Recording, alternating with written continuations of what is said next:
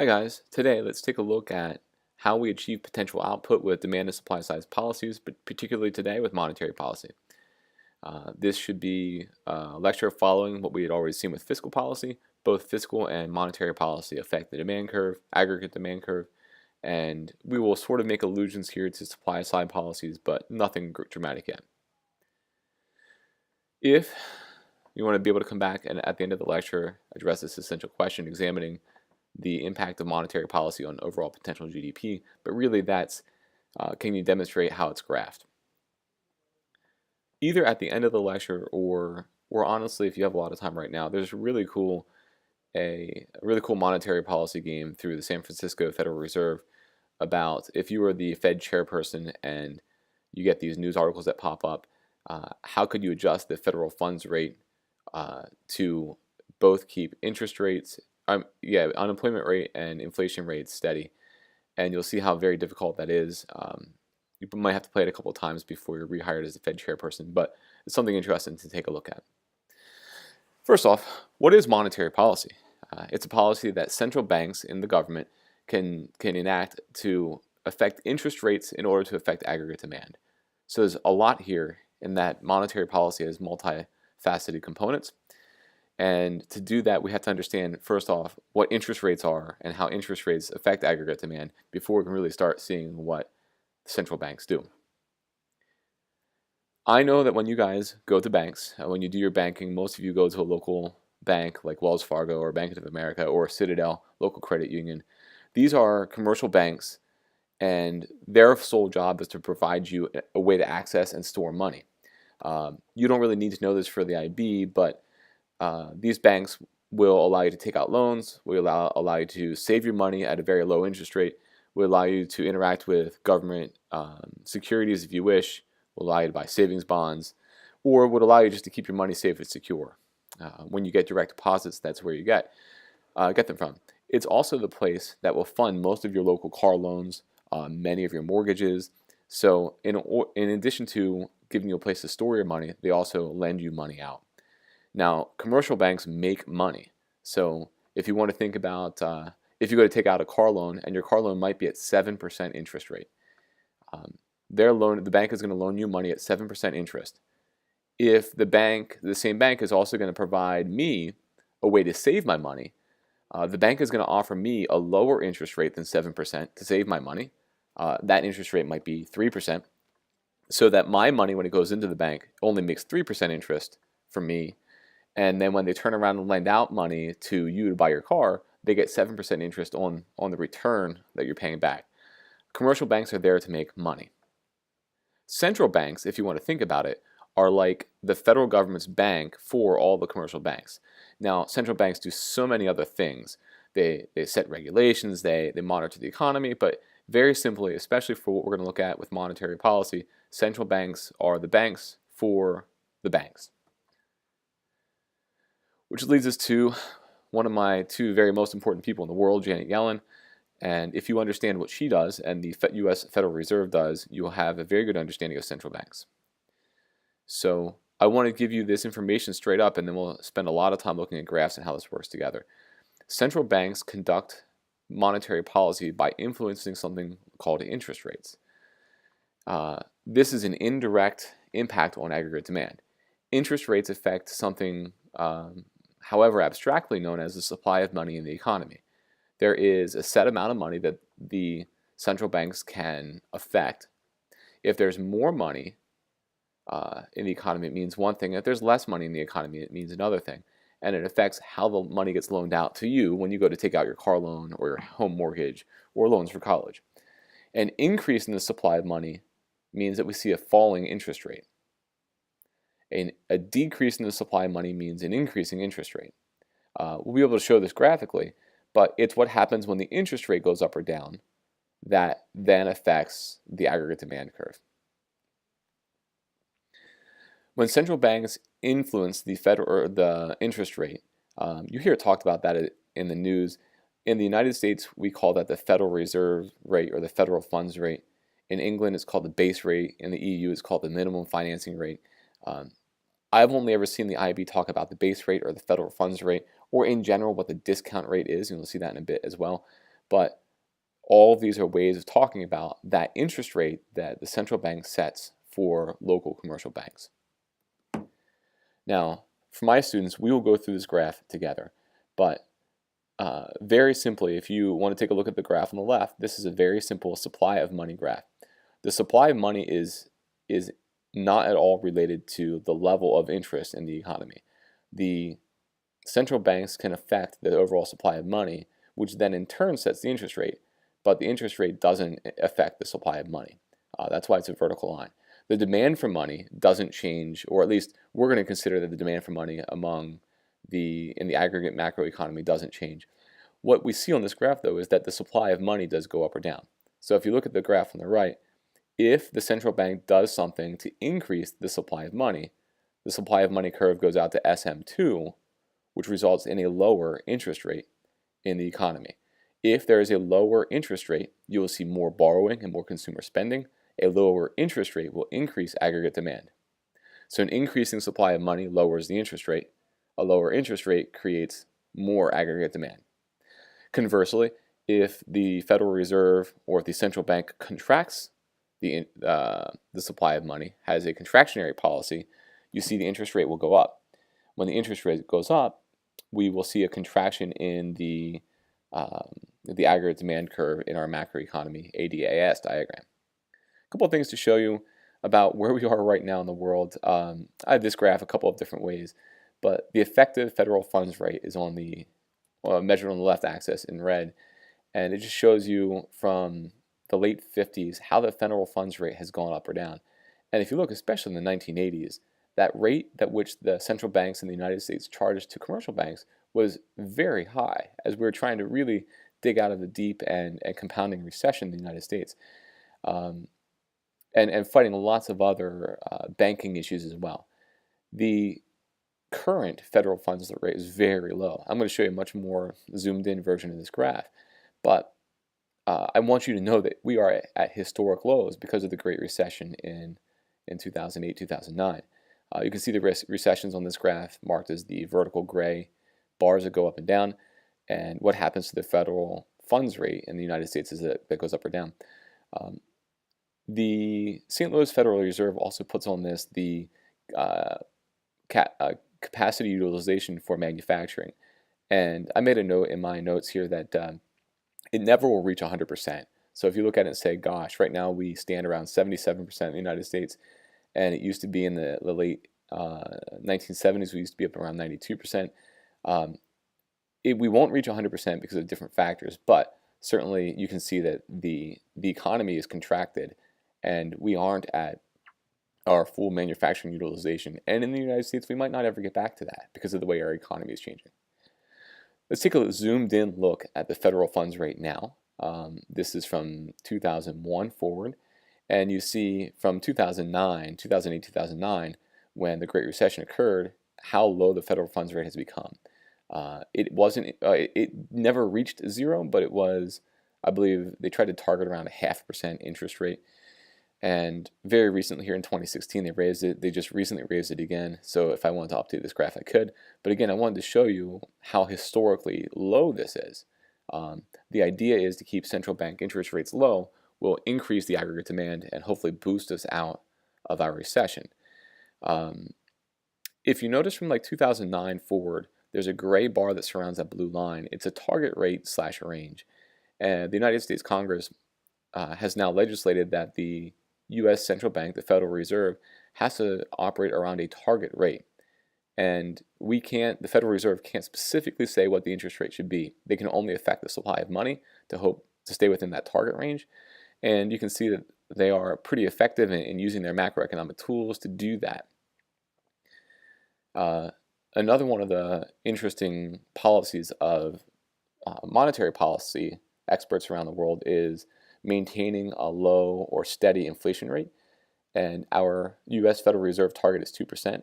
And you can sort of see what has happened since the Great Recession around that target. Our inflation rate is relatively low. It's lower than it probably should be. And as the economy rebounds and starts coming back, that inflation rate should creep up, and the Federal Reserve will negotiate the interest rates to affect that. So some of that will help you understand some of the upcoming theory or background as to how this occurs. I think some of those pictures do help. So what can central banks do to affect the money supply? Again, I put at the top of this slide here that if interest rates are low, there's more money in the money supply. So if we increase money in the money supply, we lower interest rates. If we decrease money in the money supply, we raise interest rates. Central banks can do this through three different ways. The one that we've talked about so far, trying to set the interest rate to the commercial banks in society, that's actually called the discount rate.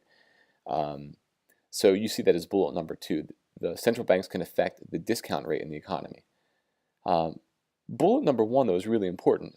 Central banks can do this as well as the last one, but the one that we'll focus most on in the IB economics and that you hear most in the news is about the discount rate. Another thing that central banks can do is affect the reserve ratio. The reserve ratio is how much money Wells Fargo or Citadel or Bank of America, how much money those banks need to keep in their bank vaults every day. And if you think about why, you wouldn't want a situation where all the people in the community would go into the bank and try to withdraw money in large droves every day. So the central bank requires local banks, local commercial banks, to keep a certain amount in their reserves. That's called a reserve ratio. If the reserve ratio goes down, if you go down from 5% of your total money in reserves down to 3%, that will allow commercial banks to lend more money out, to put more money into the money supply. So the central banks can affect the reserve ratio. If the reserve ratio goes down, you see more money pumped into the economy.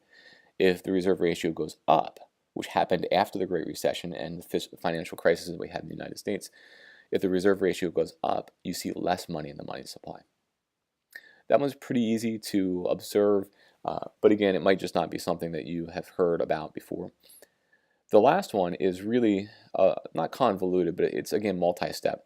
The central banks can also sell or buy bonds, which is essentially government debt. If the central bank sells bonds, it's selling bonds to local commercial banks. Local commercial banks are going to have to use cash money to purchase these bonds. It's a good saving, it's a good investment for commercial banks. It's a way for them to protect their assets, but it also takes money out of the money supply. So anytime central banks like the Federal Reserve sell bonds, they're taking money out of the money supply. If they buy bonds back, which is what we heard during the Great Recession, Federal Reserve in the United States and other reserve banks around the world were buying back bonds. What that does is now we're giving more cash back to the commercial banks so they can put more money in the money supply. What we'll see is that central banks are really limited if they have lowered the interest rate for the discount rate as low as they can, down to 0.5% like they did in the United States. There's very little else that central banks can do to increase the money supply. You can't have a negative, well you can, but it's not a swell idea. You can't have a negative interest rate or else banks are paying you to save money, and that also is kind of odd. Or banks are paying you, I should say, to borrow money. So first thing I want you to consider, and maybe you pause and make sure in your notes this is clear, what power central banks have to increase interest rates in the money supply and decrease them in the money supply. Take a minute and make sure that that's in your notes.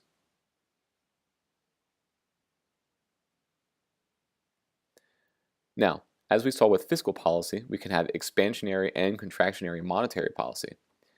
Monetary policy indirectly affects aggregate demand. Here you see this again, and through the way that the central banks can control the supply of money, usually through the rate of interest or that discount rate. Expansionary monetary policy occurs during a recessionary period, and it usually involves decreasing the interest rate or increasing the money supply to make money more accessible for consumers, make it easier to spend, make it easier for businesses to spend. If the economy is going too quickly and is in a boom period or an inflationary or expansionary period, this is when central banks will try to contract the monetary policy so that there's less money in the money supply and loans are more expensive, decreasing aggregate demand. Okay, so if you flip back to the supply of money graph, which is this, for my guys, we'll go through this in a lot more detail when I return. If you use that graph and now pair it with an aggregate demand, aggregate supply graph, you should be able to show what I ask here in checkpoint 2. Step by step, using diagrams, explain how monetary policy can be used to impact aggregate demand in expansionary and contractionary periods. So to do that, you would need to first show an expansionary period, you want to move the supply of money to the right, which would decrease the interest rate. That then will get paired with an aggregate demand, aggregate supply curve, where you see the aggregate demand being pushed to the right. Again, I will show you this when we get back to class, but I want you to at least consider here at checkpoint 2, anytime you're showing expansionary or contractionary monetary policy, you need 2 graphs to do that. So is this a good thing or a bad thing? I'm glad that you were thinking about that. Monetary policy is one tool that macroeconomists have. Their ability to manage some of that is hampered by something called inflation targeting, and then we'll look at our evaluation of monetary policy. Many legislatures around the world require that central banks follow specific rules. In the United States, as again compared to many around the world, there's this one rule called inflation targeting, where the U.S. Congress has said that the Federal Reserve must target for a specific inflation and unemployment rates. Inflation rates and unemployment rates go together, which we'll see when we look at low unemployment. But why is this good or bad? If you completed your What the Fed podcast that I asked you to do, one of the biggest critiques of the Federal Reserve is that they are not very transparent. It's not clear what they're doing, and they operate under no direction really from any other branch of government. There's no checks and balances. What inflation targeting does is it gives more transparency to what the Federal Reserve or those central banks do. With that transparency then comes greater coordination with other government policies, improved predictability in the economy about future rates of inflation, and inflation targeting generally leads to a clear economic future.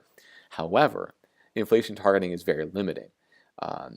It's really a narrow focus for the central banks, and it sort of subverts then other goals that they might be able to do. So their resources have to be specifically driven to inflation targeting if that's what their Congress or their legislature tells them to do. And it can be kind of tricky to peg an inflation rate, since what the monetary policy experts are doing is really indirect. And finding an appropriate inflation target for the country is sometimes tricky as well. In the United States, our inflation target, I think, is between 1.5% and 2.5%. And so we usually see inflation around 2% as a goal. And it's sometimes very tricky for the Federal Reserve to manage that. If I go back to this graph, over the past almost 6 years on this graph, if the Fed target is 2%, you can see the numbers of times that they've been within that target range. But there is some positives to managing that. Overall, how does monetary policy help us achieve a potential output level? Positives and negatives. One of the beautiful things about monetary policy is it's independent of most political wrangling issues, which means that the central bank can almost always act pretty quickly. There aren't too many Republican and Democrat or liberal conservative constraints on what they do. And because the central banks don't really invest in any sector of the economy, they aren't really crowding out future investment. Interest rates can be really focused on getting down to like fractions of points, and the central banks can really do a lot of neat things with affecting the supply of money. So they can really do a lot of fine-tuning in their policy actions. But as you saw with the podcast that you did, central banks are also really critiqued. Consumers and investors are sort of annoyed how the central bank can nitpick and there's no control. It's really interesting if the economy is in deep recession. Monetary policy experts alone can't really recover from a Great Depression or Great Recession on their own. Monetary policy often gets in the way of other goals of the government. There are, however small, there are time lags in seeing the implementation of this policy. It's shorter than fiscal policy, but there still exists some. And here's the one that's most interesting as we go toward a global society. When one country reduces or seeks to have expansionary monetary policy, but other countries' central banks don't, then you see some competing anger and resentment among central banks. The United States Central Bank, our Federal Reserve, and the European Central Bank um, in the past 5 to 10 years have really been tooth and nail about what or monetary policy is appropriate. These things do not happen in isolation, and the fact that countries use them for domestic purposes but affect the global economy also makes people pretty angry. So the IB really wants you to know that monetary policy is a tool, but it certainly is not the only thing, and it certainly does, just like fiscal policy, have pros and cons. So that brings us to our end, and you want to be able to examine how monetary policy can be used, but please consider a holistic approach as you take that look. We will come back around together and do the graphs and show that more explicitly. I'll provide some examples for you in class, but this was meant to be a very introductory lecture.